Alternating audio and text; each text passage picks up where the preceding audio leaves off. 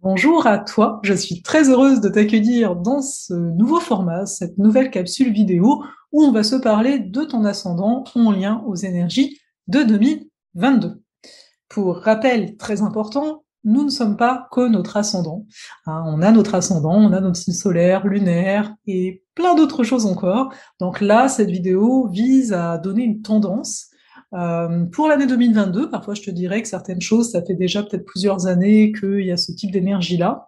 Mais voilà, ne prends pas ça pour argent comptant, sois dans ton discernement. Et donc pour rappel, hein, l'astrologie est bien plus ample que juste l'ascendant ou juste le signe solaire, etc.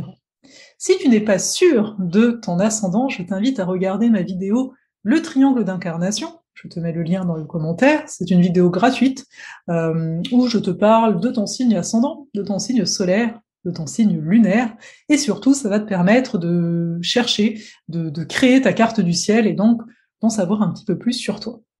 Sans plus tarder, on va commencer cette capsule. Si tu regardes cette vidéo, c'est que tu es ascendant Bélier. Alors, qu'est-ce que l'année 2022 te réserve en tant qu'ascendant Bélier? Déjà, Jupiter est en Poisson depuis le 29 décembre. Donc, si c'est le cas, chez toi en particulier, il se retrouve dans ce qu'on appelle la maison 12. Donc, la maison 12, elle nous parle de quoi? C'est un petit peu la maison bilan. Une maison où, en fait, on se retrouve un peu hors du temps, hors du quotidien. Donc, on a un peu plus d'espace, un peu plus de hauteur pour regarder notre vie. Le fait que ce soit Jupiter qui se trouve là, et peut-être que ça a déjà commencé en 2021 hein, pour toi là-dessus, il se pourrait bien que tu aies envie d'acquérir de nouvelles connaissances ou que tu es en train de faire un bilan par rapport aux reconnaissances que tu as eues depuis les 12 dernières années.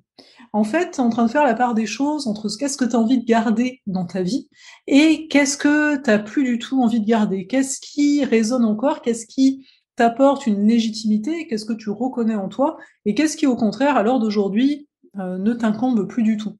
Jupiter en 12 peut aussi apporter une tendance à se regarder sous un autre angle, se regarder plus en profondeur. Parce qu'avec Jupiter, on a toujours cette notion de jugement en arrière-fond. Donc là, pour 2022, dans un premier temps, là, les premiers mois de l'année, tu vas peut-être te mettre à étudier quelque chose, tu vas peut-être te mettre à te regarder autrement. Voilà, tu vas comme acquérir une plus grande confiance en dedans de toi. À partir du mois de mai, Jupiter va rentrer en bélier, il va y rester à peu près jusqu'au mois de septembre. Ok? Donc là, chez toi, il sera dans ta maison 1. Donc il se pourrait bien à partir du mois de mai que tu sentes une certaine reconnaissance qui va être là pour toi.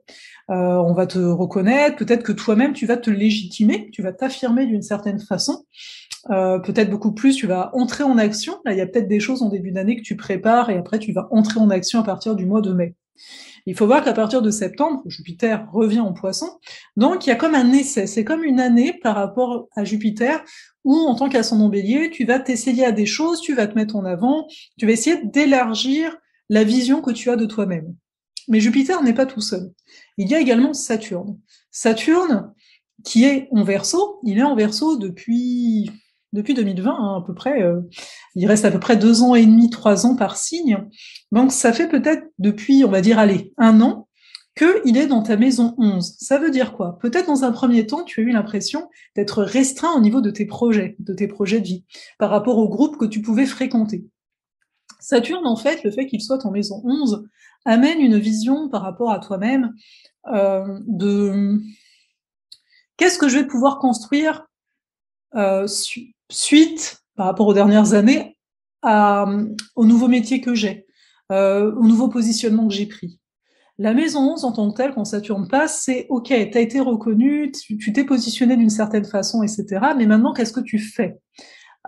Sur quoi tu t'ouvres? Et avec Saturne, au début, là ça va plus être le cas en 2022, mais sans doute en 2021, tu as pu te sentir restreint sur les possibilités qui s'en tiennent. 2022, par contre, Saturne est toujours donc dans ta maison 11, toutefois, il est plus affirmé. Donc, c'est un bon moment pour poser tes limites au niveau des projets, de dire, en fait, certains projets, je peux les accepter, d'autres non. Certaines personnes qui sont dans mes cercles, qui n'y sont plus, bon ben soit, c'est pour mon meilleur. Donc, c'est de parvenir à voir tout ça. Donc ça, c'est une chose. Saturne, quand tu es ascendant Bélier, il est donc peut-être bel et bien en maison 11, hein, qui est la maison des projets, des groupes, etc. Mais peut-être qu'il est encore en maison 10. Et dans un tel cas, tu es en train encore de te positionner d'une certaine façon dans le monde, en train de prendre ta place par rapport à ton foyer, par rapport à ton métier, par rapport à ta vie en fait. Donc voilà, il peut y avoir cette subtilité-là. Jupiter et Saturne sont des planètes qui sont quand même rapides par rapport aux prochaines dont je vais parler.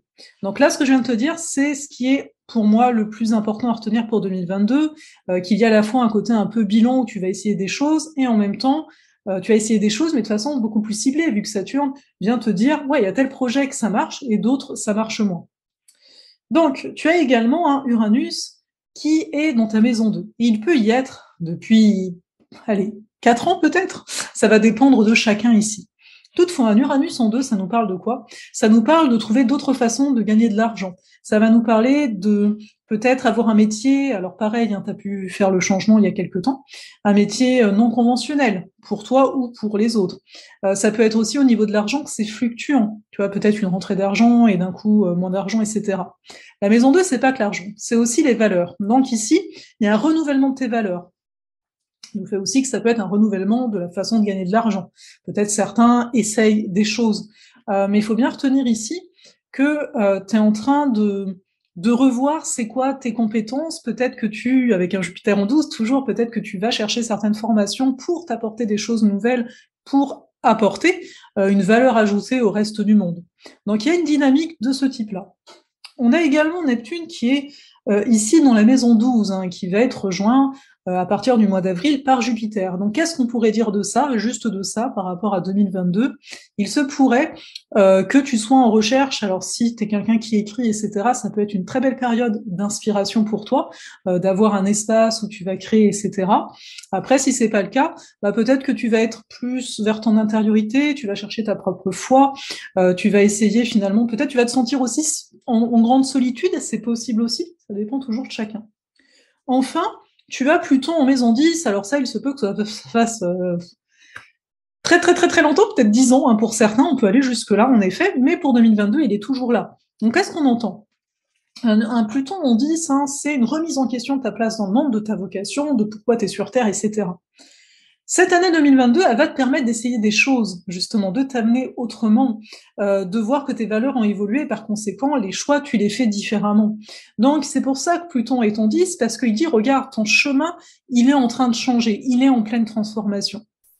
Voilà, c'est ça que je t'amène ici. Il faut voir aussi, juste pour le mois de janvier, que Vénus est rétrograde, et donc elle l'est dans ta maison 10, donc sans doute que là, au niveau de ta structure, au niveau de ton positionnement dans le monde, par rapport à ta carrière, à ton métier, au relationnel que tu as aussi par rapport aux gens que tu fréquentes dans ton métier en tant que tel, bah, tout ça, pour le mois de janvier en particulier, je parle de Vénus rétrograde, c'est quelque chose qui est assez essentiel, mais ça veut dire aussi que pour tout le long de l'année, ta place dans le monde en tant que tel, en tant qu'ascendant bélier ici, est primordial. D'où le fait que tu vas tester des choses. Tu vas essayer, tu vas voir, et tu vas ajuster. Est-ce que le projet, finalement, est solide, que tu as envie de mettre en place? Et au-delà de ça, est-ce que tu parviens finalement à incarner les nouvelles valeurs qui sont en train de naître?